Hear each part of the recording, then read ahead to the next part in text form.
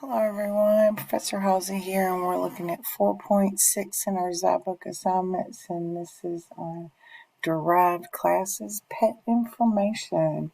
So the base class pet has attributes name and age. The derived class cat inherits those from the base class and includes a breed attribute. Complete the program to create a generic pet and print the pet's information using print info,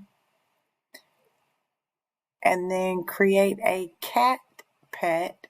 Use the print info to print the cat's information and add the statement to print the cat's breed. Okay, so if we put in Dobie 2, creature 3, Scottish fold would be the breed. Weird name, creature, Dobie, age 2, creature, age 3, and then it's a cat type pet, so it has a breed Scottish fold. Okay, so down here we have the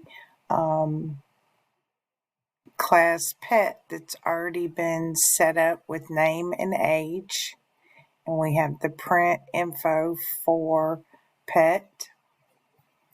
Then we have a class cat based on pet, so pet inherits from pet. Cat inherits from pet. I think I said that backwards. And you can see here our pet data that's coming in with the default constructor from pet. We're also adding breed to the constructor for cat. All right, so they already set all that up. Then they created a my pet called pet and my cat called cat. All right, my pet name, and they're reading in that data. Pet age, they're reading in that data. So this is why we have to put in 5 pieces of data in our input statement. There's 1, 2, 3, 4, 5 things that it's going to accept. Once it accepts that, we want to come down here, and our job is to create a generic pet using pet name and pet age.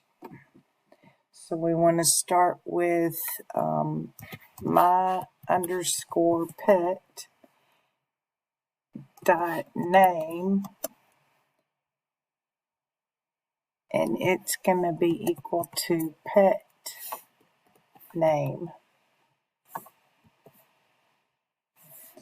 All right, and then my pet dot age is equal to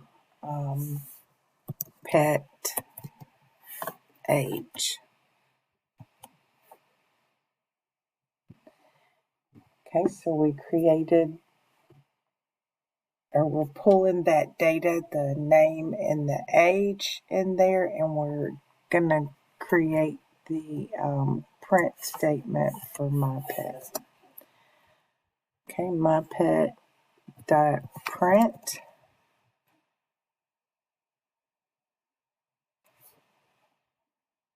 info. So it would pull from the default pet print info. Okay.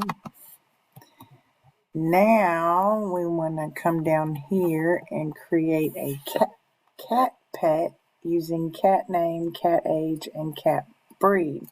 So pretty much what we just did, but we're going to use my cat dot name, and it's cat name, and my cat dot age equals cat age, and my cat dot breed equals cat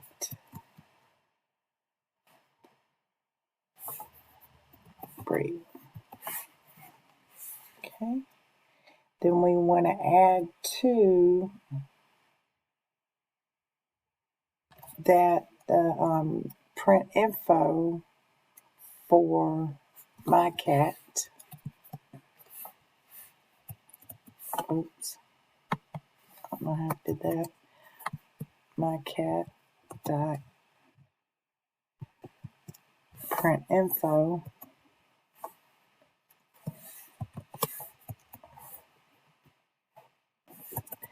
Okay. And then we want to add the print statement that's going to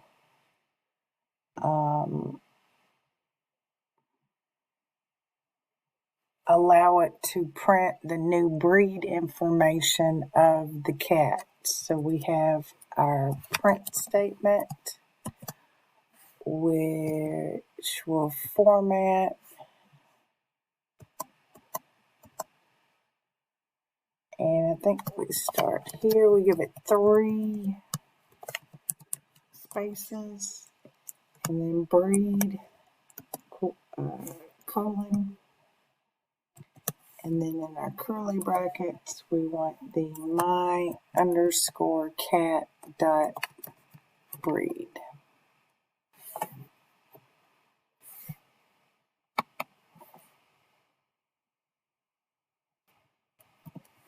There we go. Okay, let's give that a run. And we can take this and copy it. I think I can. Nope.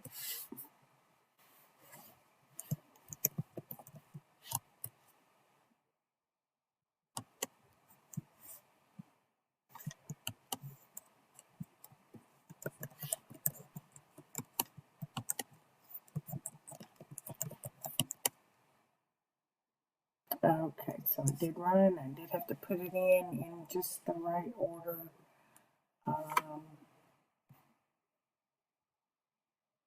I'm not sure why it didn't print the first one like it should have, but I guess that's because we didn't tell it to. It didn't tell us to do that part, so not sure how it's gonna come out for grading since it doesn't.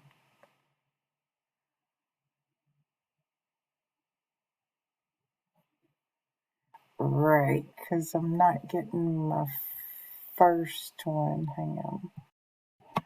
Okay, he probably picked it up before I did. I forgot my parentheses on that one, so let me run it one more time. And Adobe 2, creature 3, Scottish something, and I think I got it now. So let's submit again.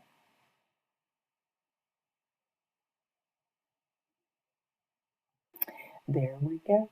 So make sure to include your parentheses when you're calling a function. Thank you, and join me shortly for, I believe it's 4.7. Yes, 4.7.